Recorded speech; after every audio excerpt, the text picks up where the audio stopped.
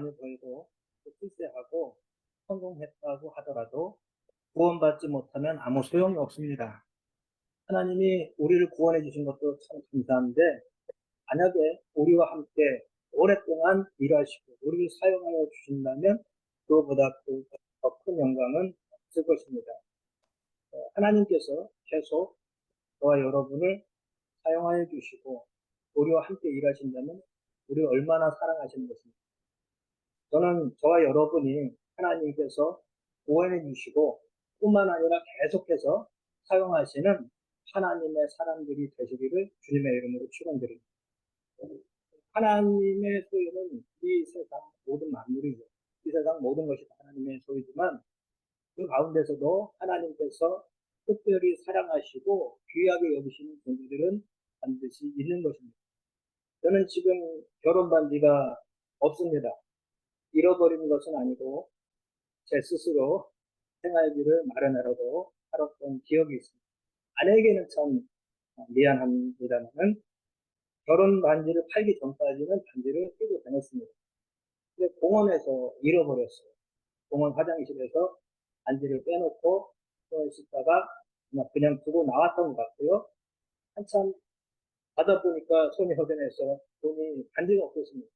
주머니에 넣은지 알고 주머니를 뒤졌는데 반지는 보이지 않고 껌종이가 땅에 떨어진 거죠. 곰곰이 생각해 보니까 화장실에서 손을 씻을 때 빼놨던 거예요. 그래서 잽싸게 달려가 보니까 다행히 반지가 있었어요. 그래서 반지를 이렇게 찾았는데 무슨 말씀을 드리려고 하느냐 하면 여러분 한번 생각해 보시라고요. 제 주머니에서 나온 건 다 제 소유예요. 제 반지를 찾다가 떨어뜨린 껌종이도 제 주머니에서 나왔고요. 제 소유예요. 그렇지만 결혼 반지와 껌종이를 비교할 수 있습니다. 껌종이는 떨어졌다고 해도 제가 그냥 무시하고 화장실로 달려가서 결혼 반지를 찾은 것입니다. 하나님이 보시기에도 마찬가지라 생각합니다. 이 세상 만물은 하나님께서 창조하신 것이고 모든 것이 하나님의 소유지만 하나님이 그 피조물들을 보실 때는 다른 가치와 다른 관점으로 보실 수 있다는 것이죠. 하나님도 인격자이신데 더 사랑하시는 분이 있고 더 특별히 여기는 존재들이 분명히 있다는 사실입니다. 성경에 보면 그런 하나님의 사람들이 많이 등장합니다. 엘리야라든지 요셉, 사무엘, 다윗, 또 아쇼, 다니엘 이런 사람들.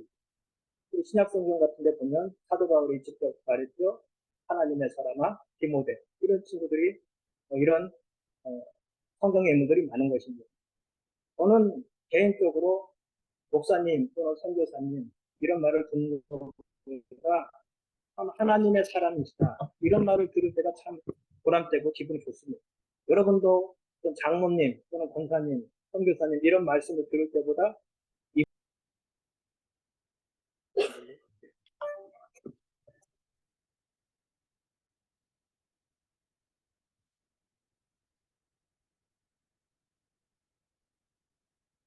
조금 잘 들리십니까? 예, 계속하겠습니다. 예. 근데 하나님의 사람들은 특징이 있습니다. 하나님의 사람들은 믿음의 안목이 있다는 거죠. 하나님은 우리가 믿음을 갖고 살기를 원하십니다. 이스라엘 역사는 아주 혹독한 시기가 많았습니다. 극심한 가뭄과 흉년이 있었고 또 외세의 침을 많이 받았죠. 오늘 본문에도 보면 아람 나라 군대가 도단성을 포위하고 이스라엘은 포위가 되었습니다. 이렇게 된 데에는 원인이 있었는데 오늘 성경 말씀 잘 읽어주셨는데요. 8절에서 13절 말씀을 보시면 북이스라엘에 대한 아람의 공격이 엘리사의 활약으로 인해서 매번 실패로 돌아갑니다. 그래서 아람 왕은 생각하기를 아마 우리 내부에 스파이가 있지 않겠는가 생각을 했지만 사실 알아보니 엘리사가 모든 것을 다 알고 대비했기 때문이라는 사실을 부하들로부터 전해 듣습니다. 그래서 이 엘리사만 잡으면 되겠구나. 그런데 이 엘리사가 어떻게 아람군 지휘부에서 계획한 모든 일을 알 수 있었을까요? 하나님이 당연히 이 엘리사에게 모든 것을 알려주셨기 때문에 가능한 일이었습니다. 여러분, 하나님이 모르시는 일이 있습니까? 하나님은 은밀한 것도 다 아시는 하나님이십니다. 아주 오래전 일이긴 한데 한 20여 년이 좀 더 지난 일입니다. 제가 필리핀에 선교사로 있을 때 에어컨이 없는 버스를 탔습니다. 뒷좌석에 앉게 되었는데, 당시만 해도 차장들이 있었습니다. 차장들이 있어서 요금을 받고 이렇게 했는데, 차장이 되려면 기억력이 좋아야 돼요. 왜냐하면 누가 돈을 냈는지 내지 않았는지를 다 기억하고 있어야 됩니다. 뒤에서 이렇게 앉아있다 보면 재밌는 일들이 있습니다. 돈을 내지 않고 무임승차를 하고 교묘하게 차장 룰을 피해서 공짜로 버스를 타는 사람들이 뒤에 앉아있으면 이렇게 보입니다. 참 재밌죠. 그런데 굉장히 복잡합니다. 안에서 땅콩을 파는 사람도 있고 또 뭐 담배를 태우는 사람도 있고 아주 오래된 일이니까요. 그런데 무임승차한 사람들은 그냥 좋다고 가고 있는데 제가 이렇게 뒤에서 운전기사 위쪽을 보니까 운전사 위에 영어로 글귀가 이렇게 써 있었어요. 뭐라고 써 있었냐면 I'm no who did not pay 이렇게 써 있었던 것이죠. 그 글귀를 읽으면서 한참 웃었습니다. 그런데 이게 웃을 일이 아니고 정말 진리다. 하나님은 아신다. 누가 요금을 내지 않았는지. 뒤에 앉아있는 제 눈에도 무임승차한 사람들이 보이는데 그러니까 양심에 호소한 거겠죠. 얼마나 무임승차하는 사람이 많았으면 운전사 윗좌석에 하나님은 누가 요금을 내지 누가 요금을 내지 않았는지 아신다라고 써놨겠어요. 근데 뭐 우스개 이야기로 들릴 수도 있지만 그걸 보면서 참 그래 하나님은 모든 걸 아시는 하나님이죠. 그런 생각을 가졌던 적이 있습니다. 여러분 오늘 본문에 보면 그런 것입니다. 하나님께서 엘리사 선지자에게 알려주시는 것이죠. 이스라엘 민족을 사랑하셔서 이스라엘 민족의 부패하고 구체된 생활 속에서도 자기 민족, 자기 백성을 보호하시는 하나님의 섭리를 보는 것입니다. 그런데 중요한 것은 이 지금 부하들의 말을 듣고 엘리사 때문에 모든 작전 계획이 실패한다는 사실을 알게 된 이 아람 왕이 엘리사만 없애면 되겠다 생각해서 엘리사를 잡으러 특수부대를 보내는 것이죠. 그런데 이 또한 얼마나 어리석은 일입니다. 왜냐하면 엘리사는 하나님께서 알려주셔서 모든 걸 다 알고 있는데 엘리사를 잡으라고 보낸다고 했을 때 엘리사가 그걸 모르겠습니까? 다 아는 것이죠. 아람 군대가 쳐들어올 것을 모를 리가 없습니다. 어쨌든 아람 왕은 엘리사를 잡기 위해서 도단성으로 군대를 파견했습니다. 14절입니다. 왕이 이에 말과 병거와 많은 군사를 보내매 그들이 밤에 가서 그 성읍을 에워쌌더라. 엘리사의 젊은 종은 아람 군대를 보고 두려워서 어찌할 바를 모릅니다. 15절 말씀입니다. 하나님의 사람의 사환이 일찍이 일어나서 나가보니 군사와 말과 병거가 성읍을 에워쌌는지라. 그의 사환이 엘리사에게 말하되 내 주여 우리가 어찌하리까 하니. 그런데 하나님의 사람 엘리사를 보면 전혀 요동함이 없습니다. 16절입니다. 대답하되 두려워하지 말라. 우리와 함께한 자가 그들과 함께한 자보다 많으니라 하고 엘리사는 시종이 보지 못한 무언가를 본 것이죠. 이 세상에서는 사람의 눈으로 볼 수 없는 세계도 존재하는 것입니다. 그것이 바로 영적인 세계인데 인간의 눈으로 볼 수 없는 세계가 분명히 있습니다. 그런데 하나님의 역사와 하나님의 일하심을 보는 방법이 있는데 그것이 바로 믿음의 안목을 가지는 것입니다. 믿음의 눈으로 보는 것입니다. 믿음이 없을수록 세상이 커 보입니다. 그래서 엘리사의 종이 그랬습니다. 두려운 것이죠. 세상의 것이 커 보이는 것이죠. 그러나 엘리사는 눈에 보이지 않는 세계를 보았습니다. 그래서 눈에 보이지 않는 상황에서도 눈에 보이는 상황에서도 두려워하지 않고 동요되지 않고 그 마음의 평강을 유지할 수 있었습니다. 사람이 절망하는 이유는 현실 때문만은 아닙니다. 스스로 예측하고 부정적인 판단을 내리기 때문에 절망합니다. 그런데 하나님은 성도가 믿음의 눈으로 현실을 바라보기를 원하십니다. 사람은 어떤 문제를 만나면 결과를 예측해버립니다. 그런데 여기서 불신자와 신자의 차이점이 나타납니다. 불신자는 문제를 만나서 결과를 예측할 때 이성만을 사용합니다. 그런데 비해서 참신자는 믿음을 가지고 해석을 해 나간다는 것이죠. 내가 모르는 하나님의 뜻이 있겠지 하고 하나님의 섭리를 신뢰합니다.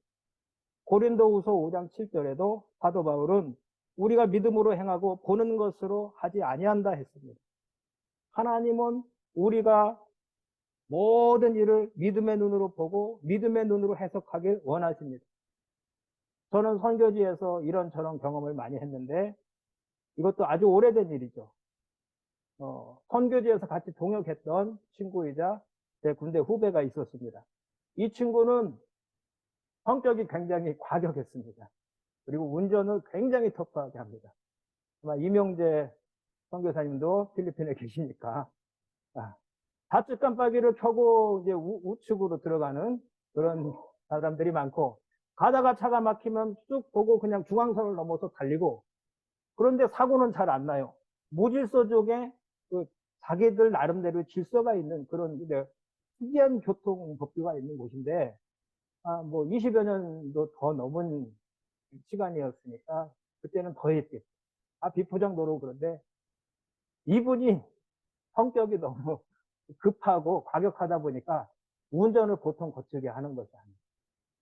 심지어는 제가 그 차에 탔다가 몇 번 죽을 고비를 넘겼는데 까라바오라고 해서 이렇게 소떼들이 지나갑니다. 소떼들이 지나가면 딱 보면은 이 정도 선에서는 속도를 줄이든지 뭘 해야 되는데 그냥 막 가격하게 지나가서 소를 쳐서 받을 뻔한 적도 몇 번 있었어요. 또 바탄가스라는 지역이 있습니다. 그 지역에 가게 됐는데 코너링을 하는데 절벽입니다. 절벽이면 코너링을 하는데 속도를 줄여야 되는데 속도를 더 내가지고 드리프트를 해가지고 몇 번 절벽에 떨어져 죽을 뻔도 하고. 그래서 이 친구 차를 타면 후배이긴 하지만 제가 옆에 저기를 항상 잡고 타는 것이죠. 그런데 재밌는 것은 조수석에 스티커가 붙어 있는데 뭐라고 써 있느냐? Be patient 이렇게 써 있습니다. 인내하라는 거죠. 근데 재밌는 일이 일어났습니다. 이 친구가 차를 바꿨어요. 그래서 아주 예 좋은 차로 아주 귀엽고 좋은 차로 왔는데 당시에 센터에서도 차를 바꾼 지 얼마 안 됐어요.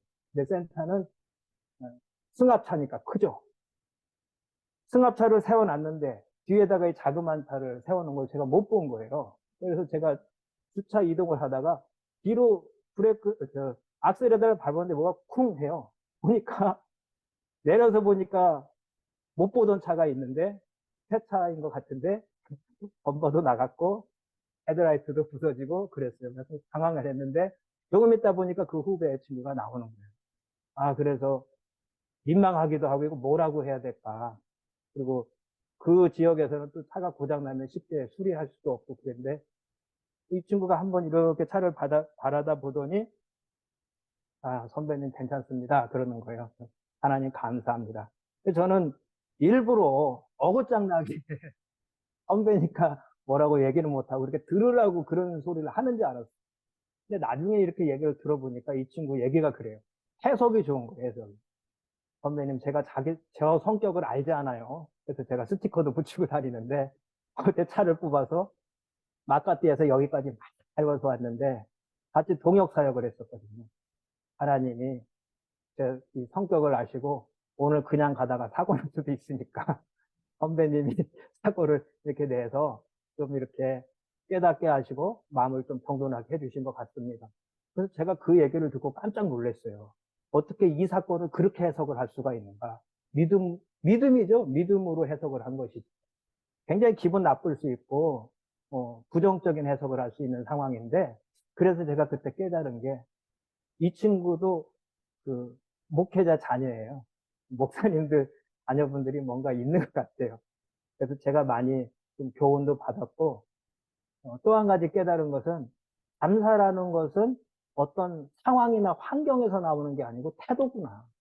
그러니까 믿음도 그렇고 이 사람의 어떤 태도에서 나오는 것이라는 사실을 깨닫게 된 것이죠. 근데 오늘 말씀 전할 때도 같은 맥락에 있다고 봅니다. 똑같은 일, 똑같은 상황 속에서도 절망하는 사람이 있는가 하면 믿음의 눈으로 그 사건을 해석해내는 사람이 있는데 그게 하나님의 사람이라는 거예요. 사람이 절망하는 이유는 현실 때문만은 아니라는 거죠. 그런데 예측을 할 때 부정적인 예측, 이성만을 가지고 판단하는 이런 것들로 인해서 우리가 좀 낙심할 때가 많은데, 그러면은 예수를 믿고 사는 사람들과 그렇지 않은 사람들과 뭔가 달라야 될 거 아닙니까? 똑같이 문제 앞에서 허둥대고 뭐 똑같이 세상적인 방법을 찾는다면 믿는 사람이 유익이 없죠. 나을 바가 없죠. 그런데 교회에 있을 때, 또 우리가 은혜 받았다고 할 때, 설교 들을 때는 아멘 아멘 하면서도 현실로 돌아가면 마치 썩어서 냄새가 나나이다. 화석화된 믿음. 응? 내가 부활이요 생명이다 할 때는 주님 믿습니다 하다가도 현장에 가서 주님이 그 문제를 해결해 주시려고 할 때는 다 얼음장 같이 굳어있는 그런 화석화된 믿음을 가지고 사는 우리 자신의 모습을 볼 때가 의외로 많이 있다라는 것입니다. 우리의 삶의 현장에서 뜻밖의 암담한 상황을 만날 때가 있습니다. 그러나 그때 믿음의 안목을 가질 수 있는 하나님의 사람이 되시기를 주님의 이름으로 축원드립니다. 저희 교회는 주일날마다 주보에 하이델베르그 요리문답을 쓰습니다. 그것을 가지고 요리문답, 그러니까 교리 설교를 할 때도 있는데, 이 하이델베르그 요리문답의 첫 질문과 대답이 이것입니다. 당신의 유일한 위로는 무엇입니까? 나의 유일한 위로는 내가 살아서나 죽어서나 나는 내 것이 아니요 나를 핏값지고 사실 주님의 것입니다. 그리고 그 주님이 오늘 나와 함께 하시고 어떻게 나를 지키시는가? 하나님의 뜻이 없이는 하늘에 나는 저 공중 나는 새 한 마리도 떨어지지 않을 만큼 나를 사랑하시고 나를 지켜 보호하고 계신다. 주님은 우리 머리카락까지 다 세심받으신 하나님이시라고 했습니다. 우리는 이미 예수 그리스도라는 모든 인생 문제의 해답을 가지고 있습니다. 길거리 때는 우리가 예수 그리스도를 영접하는 순간 보배 대신 예수 그리스도께서 우리 안에 들어오셔서 우리와 함께 하고 계신 것입니다. 그런데 중요한 것은 우리에게 예수 그리스도를 바라보는 믿음의 안목이 있는가 하는 것입니다. 우리는 다 구원을 얻었습니다. 하나님 안에 들어와 있습니다. 그런데도 예수 그리스도를 풍족하게 누리지 못한다는 사실입니다. 마치 우리가 보험을 들어놓고 열심히 보험을 붓습니다. 그런데 한 번도 타먹지 못한다면 아깝죠. 어떤 면에서는 보험을 타먹지 않은 게 좋을 수도 있어요. 예, 사고가 나지 않았다는 의미니까. 하지만 내가 꼬박꼬박 보험을 넣었는데 타먹지 못한다고 한다면 그런 차원에서 보면 좀 아까운 면도 있죠. 마치 우리가 이 땅에 살면서 믿음으로 누릴 수 있는 하나님께서 주신 엄청난 이 복을, 이 많은 것을 믿음의 안목이 없어서 누리지 못할 때가 많은 것입니다. 예수 안에 있으면서도 불안해하고 평안이 없지 않습니까? 예수 그리스도를 믿는다고 하면서도 우리가 참 유일한 우리의 위로와 소망을 예수 그리스도를 삼지 못하고 내 안에 있는 통장 잔고 또는 내가 의지할 수 있는 사람, 인맥, 다른 것들로 나의 위로를 삼으려고 할 때도 사실 있다라는 것입니다. 다윗은 천만인이 자기를 대적하여 사방에 질을 쳐도 결코 두려워하지 않는다고 했습니다. 그런데 생각해 보십시오. 다윗이 얼마나 많은 전쟁을 치렀습니까? 그때마다 다윗의 군대나 무기가 뛰어나서 승리한 것이 아닙니다. 우린 잘 압니다. 첫 전투부터가 그랬죠. 다윗과 골리앗의 대결, 정말 세계의 대결 아닙니까? 다윗도 역시 강력한 군사력, 적군의 무기를 분명히 봤습니다. 모든 이스라엘 사람들이 다 본 것, 사울 왕마저도 같이 본 것을 다윗도 역시 본 것입니다. 그러나 다윗은 한 가지를 더 보았는데 그것이 무엇입니까? 자신을 사랑하시는 하나님, 이스라엘을 지키시는 하나님을 본 것입니다. 믿음의 안목을 가졌던 다윗에게는 현실이라는 문제보다 하나님이 더 크게 보였습니다. 오늘 본문의 엘리야 역시 마찬가지인 것이죠. 문제보다 하나님이 더 커 보이는 역사가 있는 것입니다. 하나님의 사람들의 공통점은 무엇입니까? 믿음의 안목을 가지고 살아간다는 것입니다. 하나님은 우리가 믿음의 안목을 가지고 문제를 뛰어넘기를 원하십니다. 우리가 믿음이 있다고 해서 현실을 무시할 수는 없습니다. 참된 믿음은 현실을 무시하는 것이 아니고 현실을 직시하는 것입니다. 그러나 그 현실을 뛰어넘는 것입니다. 동물들은 본능으로 삽니다. 그리고 불신자들은 이성과 경험을 의지합니다. 그러나 오늘 저와 여러분은 오직 믿음의 안목을 가지시기를 주님의 이름으로 축원드리는 것입니다. 성도는 오직 믿음으로 사는 존재다라는 것을 꼭 기억하시기 바랍니다. 비록 우리의 현실을 보면 절망적일 수 있습니다. 그러나 낙심할 만한 일이더라도 믿음의 눈으로 보면 우리에게 유익을 주시려는 하나님의 섭리도 보이는 것입니다. 엘리사와 사만이 처한 위기도 궁극적으로 보십시오. 그 결과가 어떻습니까? 이스라엘에게는 유익이 되지 않습니다. 두 번째, 하나님은 우리가 기도하는 사람들이 되기를 원하십니다. 하나님의 사람들은 항상 기도에 힘쓰는 사람들입니다. 영국의 피해 여왕 메리는 유럽에 있는 모든 군대보다 존 낙스의 기도가 더 두렵고 무섭다라고 말했습니다. 한 종교 개혁가의 목숨을 건 기도의 힘이 얼마나 강력했는가를 보여주는 반면입니다. 요즘 사람들은 솔직히 많이 기도하지 않습니다. 그러나 기도하는 한 사람이 기도하지 않는 민족보다 더 강력하다라는 말이 있습니다. 하나님의 사람들은 늘 기도하는 사람들입니다. 오늘 엘리사를 보십시오. 두려워하지 않습니다. 전혀 요동함이 없습니다. 그런데 이 절체절명의 위기 앞에서 한 가지 그가 하는 일이 있었습니다. 무엇이었습니까? 기도했습니다. 16절입니다. 대답하되 두려워하지 말라. 우리와 함께한 자가 그들과 함께한 자보다 많으니라 하고 17절에 기도하여 이르되 여호와여 원하건대 그의 눈을 열어서 보게 하옵소서 하니 여호와께서 그 청년의 눈을 여시매 그가 보니 불말과 불병거가 산에 가득하여 엘리사를 불렀더라. 18절 아람 사람이 엘리사에게 내려오매 엘리사가 여호와께 기도하여 이르되 기도하지 않는 시대에도 하나님의 사람은 기도에 힘쓰는 사람입니다. 엘리사는 아람 군대가 쳐들어와서 이스라엘 성을 포위하고 있었지만 어떤 군사 전략에도 의지하지 않았습니다. 그럼 이 난국을 무엇으로 돌파했는가? 오직 기도로 돌파했다는 사실입니다.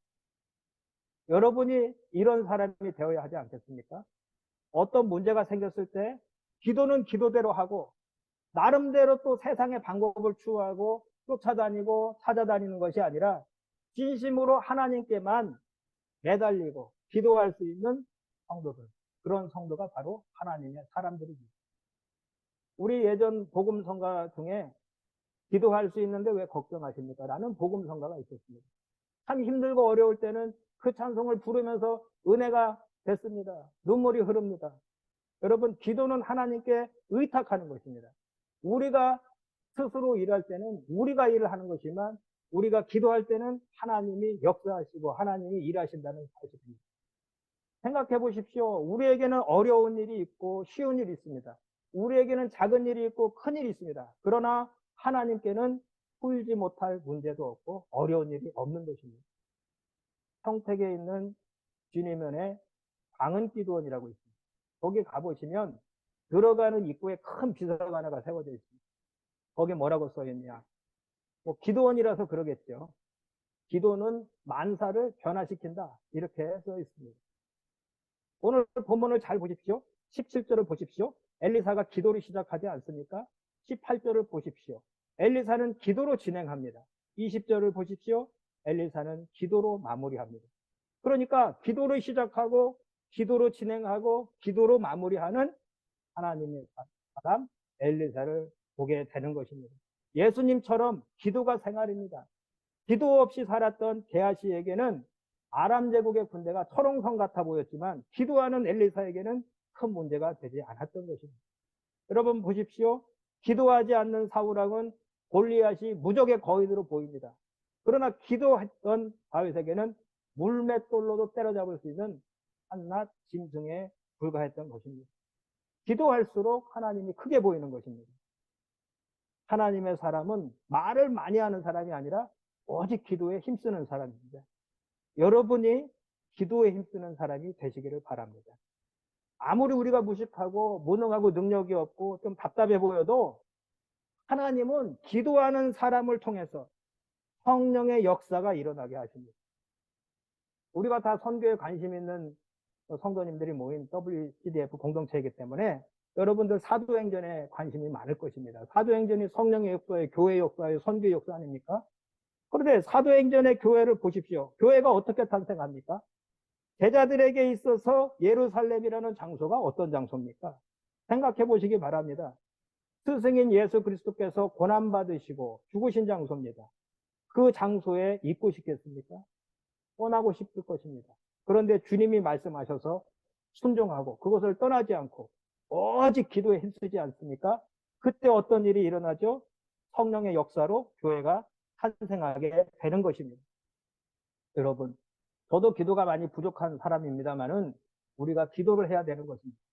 어떤 인생의 문제가 닥칠 때 왜 이런 고통이 왔는지, 이 문제의 원인이 무엇인지 우리가 알 수 없을 때가 많습니다. 고통보다 우리를 더 힘들게 만드는 것은 그 문제가 어떤 문제이고 어디서 온 것인지 해석이 되지 않을 때입니다. 그럴 때 참 괴롭죠. 그러나 그럼에도 불구하고 우리가 한 가지 확실히 알 수 있는 것이 있습니다. 그것은 무엇이냐? 바로 기도해야 한다는 것입니다. 어떤 크리스찬 분이 이런 인터뷰를 받았습니다. 당신의 인생을 한마디로 좀 정리해 주십시오. 당신은 참 존경받는 크리스찬인데 당신의 인생을 뭐라고 정리할 수 있습니까? 그랬더니 이분이 풍도기다 이렇게 말씀하셨습니다.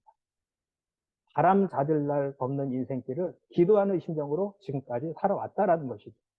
사실 우리 신자의 인생이란 바람 부는 인생길을 기도하며 걸어가는 나그네 길에 비유할 수 있습니다. 기도해야 되는 것이죠. 세 번째, 하나님께서 우리에게 원하시는 것은 우리가 사랑하며 사는 것을 원하십니다. 우리가 하나님의 사람이라면 무엇보다도 사랑하기에 힘써야 합니다. 하나님의 사람은 결국 사랑하며 사는 사람들이기 때문입니다. 오늘 20절부터 보시면 아람 군대가 하나님의 역사로 눈이 어두워집니다. 사마리아로 유인되죠. 북이스라엘의 수도였던 사마리아로 끌려가서 완전히 포로로 사로잡힌 것입니다. 21절에 보시면 아람 군대가 포로가 되었기 때문에 이스라엘 왕 여호람이 아주 신이 납니다. 그래서 기회가 왔구나. 그들을 다 몰살시켜 버리려고 합니다. 입장이 완전히 뒤바뀐 것이죠. 처음에 아람 왕 베나닷은 이스라엘의 아주 핵심이었던 엘리사를 잡으면 되겠구나 해서 군사를 파견했는데 그들이 포로로 둘러쌌던 그 이스라엘 적군에게 이제는 포로가 된 신세가 된 것이죠. 그래서 21절에 보시면 아람 군대가 포로가 되었기 때문에 이스라엘 왕 여호람이 다 몰살시키려 한 것입니다. 입장이 완전히 뒤바뀐 것이죠. 이스라엘은 군사들이 사기가 막 오른 것이고 아람 군인들은 처음에 쳐들어갈 때는 뭐 의기충천했을지 모르지만 지금은 포로로 잡히게 되었으니까 언제 어떻게 될지 모르는 것입니다. 두려워서 떨게 되었습니다. 여러분, 근데 하나님의 역사는 놀라운 반전의 역사입니다. 하나님은 역전의 명수입니다. 하나님이 손대면 실패도 성공으로 패배도 승리로 바뀝니다. 저는 고등학교 때 미술 시간에 그림을 그리라고 했는데 그림을 제가 잘 못 그려요. 그래서 C를 받았습니다. C를 받으면 재시험입니다. 다음 시간에 또 그려와라. 다음 시간에 그려왔는데 일주일이나 시간을 줬는데 또 이 모양이냐? C-를 줬습니다. 그래서 어떡해요? 하는 나지만 실력이 안 되는 거예요. 그런데 제 짝꿍이 미술반이었습니다. 그 친구는 미술로 대학을 가는 친구인데 또 한 주가 지나서 이제 미술 시간이 됐는데 미술 선생님이 굉장히 무서웠어요. 호랑이 선생님인데 그날도 이거 제대로 안 해가면 이제 혼나게 생겼는데 깜빡 잊고 그걸 손을 못 댄 거예요. 미술 시간 전에 10분간 쉬는 시간이 있었는데 막 고민을 하니까 내 짝꿍이 와서 왜 그래? 그래서 야 지난번에도 C인데 이거 C-다. 이제 나 큰일 났다. 이제 빠따는다. 그랬더니 봐 하더니 친구가 하는 거예요. 그 쉬는 시간 10분 만에 그게 만진 거예요. 그런데 가슴이 콩당콩당 오늘도 맞으려나 하는데 이게 돌면서 이제 제 차례가 왔어요. 딱 보더니 하더니 B 플러스를 주는 거예요. 그래서 제가 말은 못하고 속으로 내가 2주 동안 해도 C에서 C-로 내려가는데 이 친구가 미술부가 10분 동안 만졌는데 이게 빗불이 되다니. 여러분, 사람이 망친 걸 인간 전문가가 10분만 손대도 C-가 빗불이 됩니다. 근데 전능하신 하나님께서 우리들이 때로는 실수하고 망가뜨리고 또 우리의 죄와 연약함으로 인해서 좀 어려워진 그런 삶과 환경이라 할지라도 하나님께서 손대시고 만져주시면 반전의 역사가 일어나는 거예요. 전능하신 하나님이신데 못할 일이 없습니까? 어디 있으십니까? 역전의 명수십니다. 그래서 지금 역전이 된 것이고 반전의 역사가 일어났습니다. 근데 여기서 또 중요한 것이 있는데, 하나님이 이런 역사를 일으켜 주셨지 않습니까? 그런데 그 반응을 보면 참 재밌습니다. 어찌 보면 하나님께서 이렇게 역사하셨으니까 이거 복수할 수 있는 절호의 기회가 왔다, 찬스다, 이렇게 생각할 수도 있지 않습니까? 그래서 21절에 보면 이스라엘 왕 여호람은 엘리사에게 내 아버지요, 내가 치니까. 언제 엘리사하고 그렇게 친했다고 그 졸칭을 써가면서 상황이 바뀌니까 사람이 달라집니다. 그러면서 엘리사에게 허락을 구합니다. 그런데 22절에 보시면 엘리사는 그들이 포로가 되었다고 한들 어찌 사람의 생명을 함부로 해할 수 있겠느냐 하면서 잘 먹여주고 잘 돌봐주고 그래서 고국으로 잘 돌려보내자고 합니다. 여러분, 전쟁에서 포로가 되었다는 이 기분이 어떤 기분인지는 우리는 경험해보지 않으면 모르는 것입니다. 지금 우리가 간접적으로나마 뉴스를 통해서 1년이 넘었죠. 우크라이나와 러시아의 그 전쟁을 보는데 거기에 보면 뭐 포로를 교환하기도 하고 또 포로로 잡혀 있다가 죽이기도 하고 뭐 이런 영상들이 많이 돌아다닙니다. 유튜브나 이런 데 많이 돌아다니는데, 내가 만약에 전쟁 포로가 되었다고 생각해 보십시오. 가득한 것입니다. 어떻게 될지 모릅니다. 인권을 아무리 얘기를 해도 보이지 않는 곳에서 무슨 일이 있을지 어떻게 합니까? 그런데 두렵고 불안해서 떨고 있는 그런 사람들에게 사랑을 베푸는 것이죠. 엘리사는 그들을 사랑으로 보살펴 주어서 돌려보내고자 했습니다. 기회를 잡았다고 해서 복수하는 것이 아니라, 하나님께서 승리케 하셨다고 해서 다 무찔러 버리는 것이 아니라 이 문제를 사랑으로 풀어가는 것입니다. 여러분, 신자라는 존재는 사실 하나님의 사랑에 감격해서 사랑하며 사는 인생입니다. 세상이 아무리 악해도 우리는 사랑으로 승리해야 한다고 예수님이 말씀하셨습니다. 저를 가르쳐 주셨던 선교사님이 저에게 한번 이런 말씀을 하신 적이 있습니다. 선교사가 언제 선교지를 떠나야 되느냐? 돈 떨어져서 후원교회를 구하지 못해서 사역이 고되고 힘드니까? 아니다. 이런 이유는 선교사가 선교지를 떠날 합당한 이유가 되지 못한다. 그럼 언제 떠나야 되느냐? 만약에 선교사가 선교지에 있는 영혼들을 사랑할 수 없다면 그때는 선교지를 떠날 각오를 해야 됩니다. 선교지 영혼들을 사랑하는 마음이 없을 때 철수해야 된다는 거예요. 왜냐하면 사랑 없이 선교하면 오히려 선교를 망치기 때문입니다. 신승철 선교사님이 저에게 주신 가르침인데 지금까지 기억하고 있습니다. 우리가 은사장이라고 불리는 고린도전서 12장 말씀 뒤에 사랑장이라고 불리는 고린도전서 13장 말씀이 자리하고 있습니다. 결국 모든 은사도 사랑이 없으면 아무것도 아니라는 거예요. 사랑이 없으면 아무리 큰 능력을 행해도 우리는 깽가리하도 가고, 우리는 예수 때문에 사는 사람들이고 예수 사랑 때문에 사는 사람들입니다. 실력보다는 사랑입니다. 사랑. 그런데 세상에 하도 우리는 길들어지고 노출된 게 능력 위주. 경쟁 사회에서는 그것이 인정받고 그것이 권이고 그것이 잘 되는 것이니까 실력이나 능력을 수정하게 되죠. 나도 모르게 그것을 교회까지 가지고 와서 적용하게 됩니다. 아니라 하면서도 기왕이면 실력 있고 능력 있는 것을 더 쫓아갑니다. 실력이 없더라도 사랑하면 살아갈 수 있는 사람입니다. 사랑으로 사는 사람입니다. 그것이 하나님의 사랑입니다.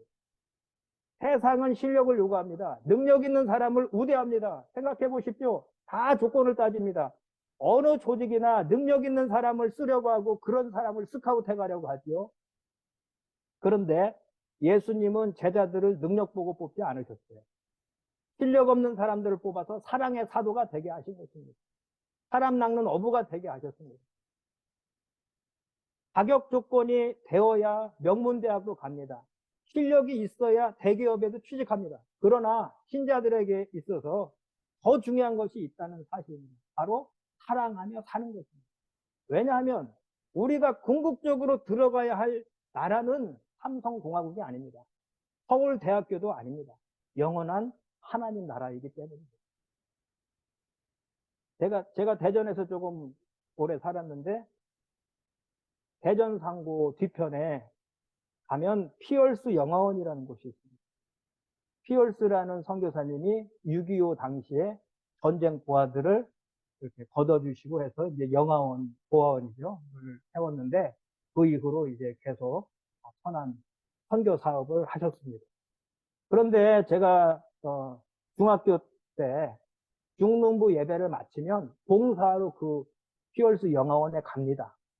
거기 가서 아기들, 그러니까 이제 입양 가는 거죠. 독일로 가고 미국으로 가고 뭐 이렇게 유럽으로 가고 입양 가는데 가기 전에 그 아기들을 가서 봉사하고 안아주고 놀아주고 이렇게 합니다. 그런데 제가 그때 깨달은 게 있습니다. 항상 가면 선생님 중에 한 분은 큰 아이를 안고 계시는 거예요. 그 아이를 쓰다듬어주고 사랑하고. 근데 제가 볼 때는 이 아이가 그렇게 쓰다듬고 사랑할 만한 아이가 아니에요. 언챙이 여기가 이렇게. 근데 7살이에요. 다른 애기들은 1살, 2살 기껏해야 3살 이상을 못 넘어가요. 다 입양을 가니까. 근데 이 아이는 7살인데 입양을 못 갔어요. 왜 못 갔을까요? 언챙이니까 아무도 안 데려가는 거예요. 갈 때마다 중등부에서 다 가가지고 쟁탈전이 벌어집니다. 예쁜 아기 찾기, 땅값을 기나게 예쁜 아기 찾아서 안아주고 놀아주는 거예요. 봉사라는 미명하에 자기 만족을 채우는 것이죠. 제가 철이 없었을 때라 선생님에게 한번 이런 질문했습니다. 선생님, 저기에 예쁜 아이도 있고 저기에 예쁜 아이도 있는데 왜 선생님은 맨날 큰 아이만 안고 계세요? 그랬더니 그 선생님이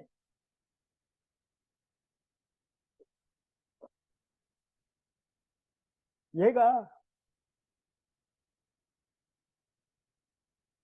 7살이 될 때까지 영어 안에서 나가지도 못하고 있지도 못하고 아주 천덕꾸러기가 돼서 있는데 아무도 오면 얘랑 놀아주거나 얘에게 관심을 가져주는 사람이 없다라는 거예요.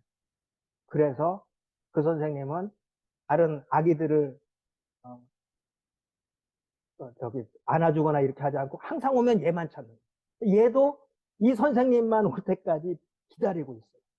그러면서 제가 느낀 게 우리가 선교를 해도 그렇고요.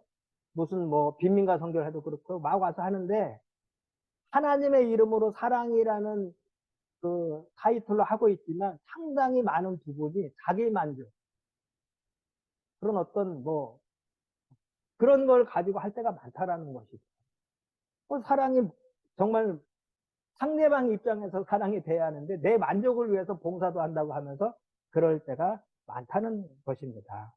저는 그때 그 선생님을 보면서 되게 부끄러웠어요. 중학생 때였지만. 그리고 그 선생님이 마치 예수님처럼 보였습니다. 아무 조건 없이 우리를 사랑하신 예수님을 따라서 사랑하며 살아가시는 저와 여러분 되시기 바랍니다. 사람이 세상을 떠날 때 가장 후회하는 것 중에 하나가 왜 그때 용서하지 못했을까? 왜 그때 더 사랑하지 못했을까? 라고 합니다. 사랑하며 살기도 바쁜 시대입니다. 그런 세상에 우리가 살고 있습니다. 얼마나 빨리 지나갑니까? 얼마나 빨리 지나갑니까? 여러분, 믿음으로 사십시오. 기도하고 사십시오. 사랑하며 사십시오. 저와 여러분도 하나님의 사람으로 살 수 있습니다. 하나님의 열심히 저와 여러분을 그렇게 살도록 도와주실 것입니다. 네. 기도하겠습니다. 하나님 감사합니다. 우리는 다 부족한 사람들입니다. 하나님께서 이런 부족한 사람들을 구원해 주시고 또 우리와 함께 일하시는 그 하나님의 축복을 주셨습니다. 하나님은 우리가 믿음의 눈으로 이 세상을 살아가기 원하고 또 항상 기도에 힘쓰며 살아가기 원하고 어떤 사람이라도 마음에 품을 수 있도록 사랑하며 살기를 원하십니다. 오늘 부족하지만 이 설교를 통해서 우리가 하나님의 마음을 알게 해 주시고 믿고 기도하며 또 사랑하며 살아갈 수 있는 저희 모두가 되게 하여 주옵소서. 예수님 이름으로 기도드립니다.